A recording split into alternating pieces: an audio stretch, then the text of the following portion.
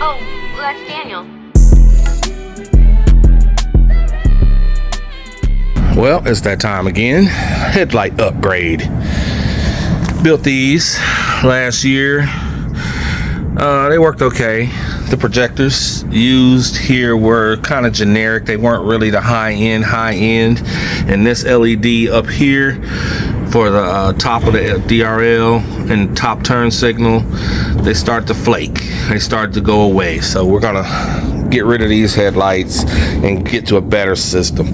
Plus these right here were never bright enough for my liking. They were okay, but they weren't solid. We have built a new set, basing off the same architecture with no inside plate. Let me see, maybe this is better. With this one, you know what, light is just horrible for this right now. But anyway, this headlight here, we have the Bright Tune Hyperboloid.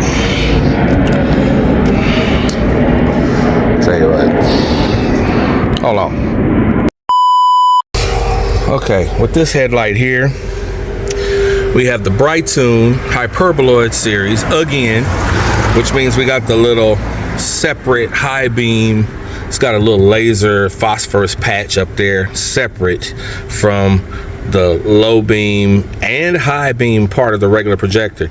You can see the LED back there in the reflection, and you can see the one for the high beam right there. But anyway, this high beam, when you have a Hyperboloid LED projector, it's two parts. You got your regular part here, which has the shield. You can see the shield right there. That flips down when you hit the high beam switch in your car, and then it gives you a wide, bright swath of light all over the wall, or whatever you're looking at. This one here is only high beam.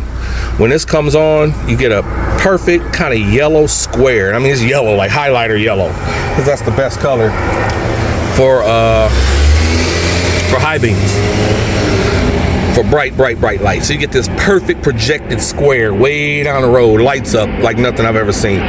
Anyway, the headlights on the 300 are the same way. See, these are the ones I put in my Kenworth. This setup here has a double Hyperboloid. See that? The two little whoop-de-whoops. That one's stupid bright.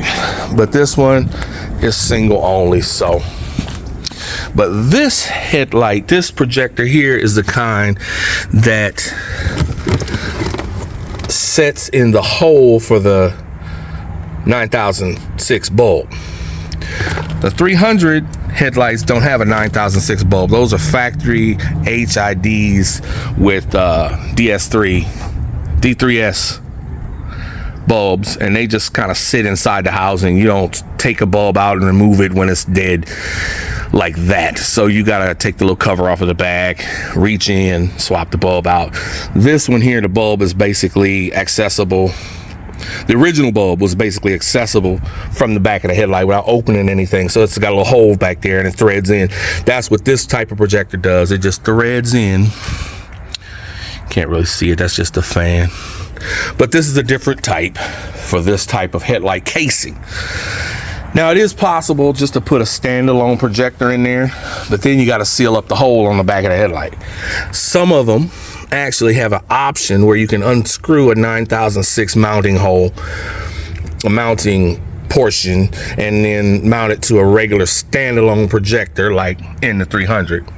But this, we didn't have to do anything. It was already set up with that kind of mounting on the back. So anyway, that's the way it works. Again, with this side over here, this will be our high beam only. When we hit the high beams, that will come on, plus that, plus the shield will flip down. So we'll have three kind of high beam lights. And this is a serious high beam spotlight. There's no control over the glare. It's just bright. It's super bright. It shoots a nice narrow beam though, but it is super bright. And when it's not on high beams, there's an outer halo around the edge, a backlight to it that will just light up in the shape of this little sunflower looking thing as white light. So when the parking lights are on, that'll be on and nothing will happen here. This is the old turn signal. I put a bulb in there. I don't even know if I'm gonna power it or not because it really don't need it, but I'll see how it looks. And if I like the way it looks, kind of flashing, lighting up the inside of the case, I might keep it, might not, don't know yet.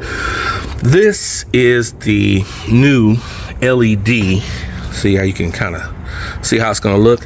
This is a switchback. Half the time yellow, half the time white. And when you're on regular daytime running lights, this is all that's going to come on white. And then when it hit the turn signal, the white part will go off and it'll start flashing amber. There is no sequential function here. It's just solid light. You know, I'm like whatever with the sequential. It's cool, but if I don't have it, I don't need it. LEDs popping on all at the same time is just as effective, if not more effective, I think, than a sequential. And that's the way we're going to do it. So, and also I gotta think when I want to kill the white LED, because the LED module that goes in that runs this thing has a separate power lead to whatever I want to kill it. Like if I hook that power lead up to the parking lights, when the parking lights come on, the LED will go off. The white LED will just go off and stay off. Or I could have it to where I could have parking lights and the white LED for like driving when it's like dusk or whatever, you know, not really bright enough to where you need a beam coming out. You just want some good light on the front of your car. It could stay on with the parking lights, and I wire that lead wire to the headlight. So when I turn on the headlights, these go off as white and they just sit there and don't do anything. But the signal will still work all times. So anyway, I'm gonna go ahead and plug these in and test them without pulling out the old headlights yet. Make sure I got everything wired correctly inside, which I do. I mean, I tested it, but you know, I got to wire it to the car. Now I've preset the wiring on the back of here. You know, this goes to the standard turn signal parking light harness. This is the daytime runner light. It plugs into a module, which has another connector and wire that goes to the module. There's only one module for both headlights, so I got to run this to the other side of the car. This is the headlight lead, low beams, and this is the high beam lead. So I got it going to the module here that powers the projector, and I also got it going to the red wire here, which hits that, you know, the little sunflower looking high beam. So it's going to both. That's why I got two wires connected right there. But anyway, we're just gonna clamp these in, see if I can unplug everything from the old headlights, run these before I swap it out, make sure everything's cool. The seam on here is decent, I swear, but you never know until it rains, until you really throw some hard water on the car, if you got it perfectly sealed. You never really know. It's really hard to get it right the first time. Did good on that car.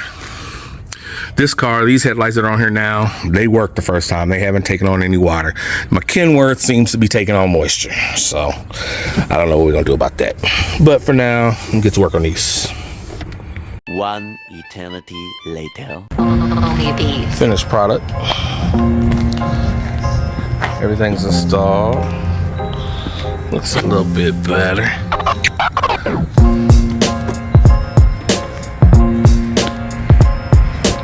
Kind of like it. So I kind of love it. Can't wait till we adjust these things.